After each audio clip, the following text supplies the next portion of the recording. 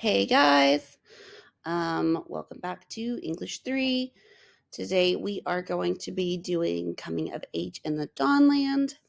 I do want to make sure that you guys know they have told me that all the computers have come in now and that everyone should have them, so I don't need to be providing paper copies anymore. Um, if you do not have your computer on a specific day or it's not plugged in or whatever the reason to be able to turn in the work, you can use your phone to do that. Your phone should be able to access Canvas and Google or whatever just as easily as a computer. And again, if you miss something, you can always go back and redo it on another day. So if you don't get it done in class, you can get it done later at home or later using a friend's device or whatever. If for some reason you get your phone taken from you or you're grounded or whatever. If you need some sort of other deal, you need to contact me because, again, I'm not there to be printing out things for you guys. So I do need everything to be turned in online so that it can be graded and synced. It's kind of all for that. By this point, your grades should be updated, and whatever you see today is whatever's going into your progress reports. Keep in mind, if you're missing something, you can still turn it in. I just need you to go online and do it. All of the paper stuff should have been graded and updated by now. So it's just any blank slots you have is something that you're missing online, and you need to go online and submit me a copy of whatever it is so that it can be graded. I think that's all. If you have any questions, come at me. Yeah, I do believe I posted an announcement last week about one of the assignments that you saw. I know that there was an issue. I was in the hospital already whenever I was setting things up, and I think that I just accidentally double dosed on an assignment for two different actual stories. I don't know how I didn't get the correct assignment in for that one story. It existed, and then it wasn't what made it to your Canvas. So I got some emails from some of you lovely students, and I just made the call to give everybody the grade for that because that seemed like what was the most fair to you guys for reading that passage and paying attention to that lesson and doing that work.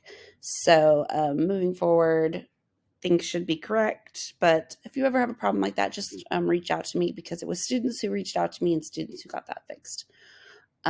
Cool.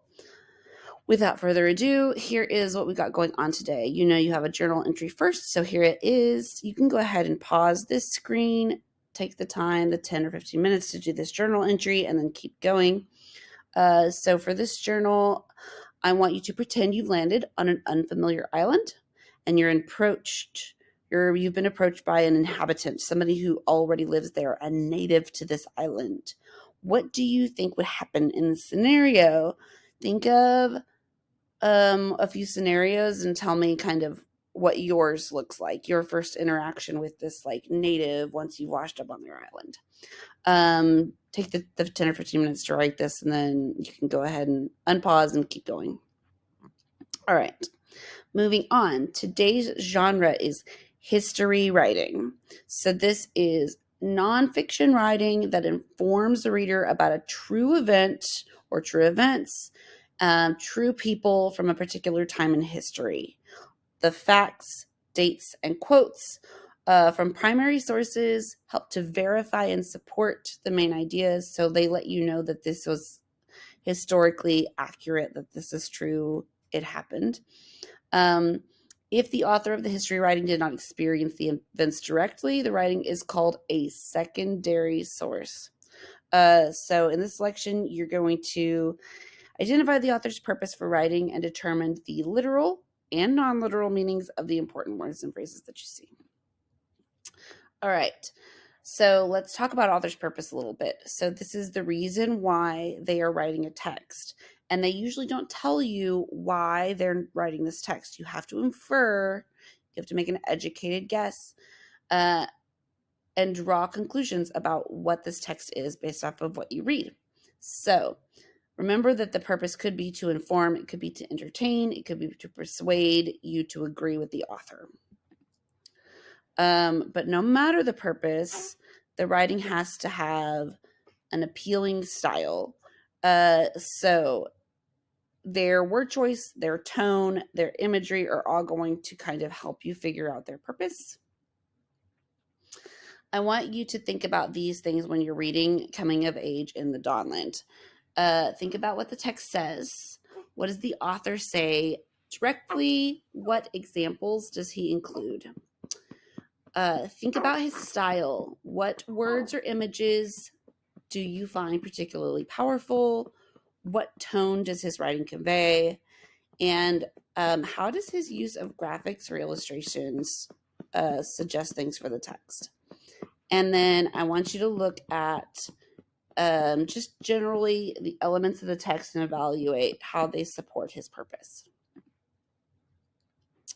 So this is a kind of a sophisticated text, and to understand, you have to really look at the words and phrases and how they're used. So they could be literal, they could be non-literal. I made you a little chart so you could kind of look at the examples of that.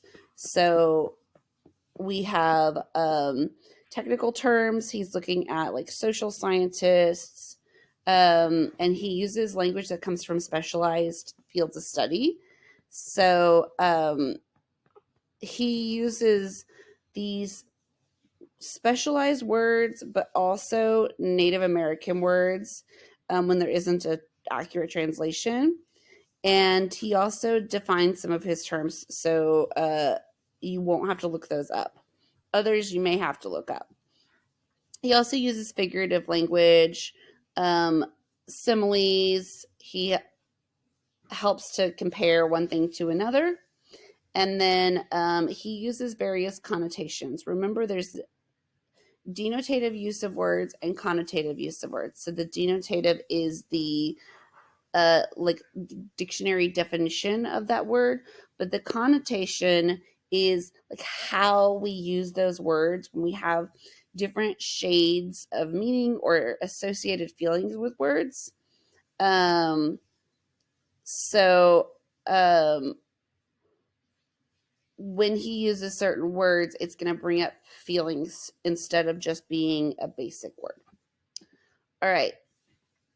In this selection, this guy, he's a scientific journalist. He reviews and synthesizes the work of scholars who have studied early Native American societies. And he is going to draw parallels. So he's going to compare the daily lives of the settlers, the people who came from Europe, to the Native American people and discuss how they kind of viewed each other. You'll need to be able to understand settlements, daily life, and kind of what it was like for the people who lived in this like New England area. So a settlement is a sparsely populated area where different groups live. And I've given you sort of a map here.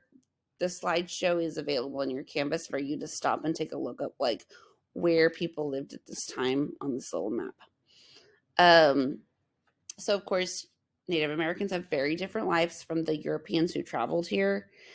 They ate heartier food. They lived in drier, warmer, better homes than the homes that the European settlers had, because the European settlers had to start from nothing. So they weren't as prepared as the natives who'd lived there for a long time.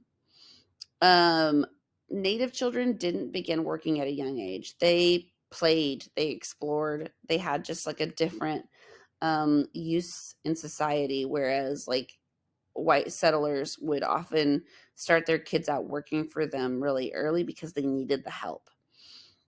Kids would come of age and then they would do things that to prove that they were adults. So boys had this time they spent winter alone in the forest, things like that. So that's kind of part of what this is about. Words or phrases you may be unfamiliar with. When I say at the heart of something, I mean this is the most important part. When I say something has been jigsawed, I mean it's been cut into pieces. And I could even say that about like a word or phrase has been jigsawed or an idea has been jigsawed. It's been divided up. Sparing the rod is an old idiom that means not hitting your child, so not punishing or not disciplining your child. And then somebody who's a chatterbox is someone who talks too much. All right, remember you have your journal entry that needs to be completed today, and then also your Canvas assignment for this. Good luck. Again, if you have any issues, you know where to find me. Love y'all a lot. I hope